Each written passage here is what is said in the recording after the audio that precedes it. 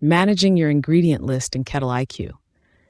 In this short training, I'll show you how to add an ingredient with its category and unit, link a vendor with pricing and lead time, and why keeping it current matters. Let's take a look. You'll find this under Settings, Ingredients from your dashboard.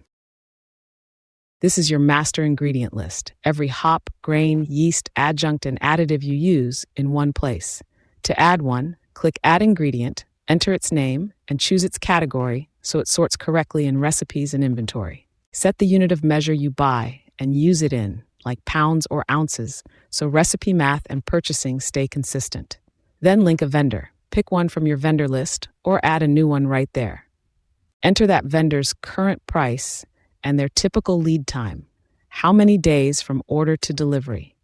If you buy this ingredient from more than one vendor, add each one and mark your preferred vendor as the default for purchasing. Save. This list feeds your recipes, your purchasing suggestions, and your cost calculations. So keep pricing and lead times current whenever a vendor changes their rates.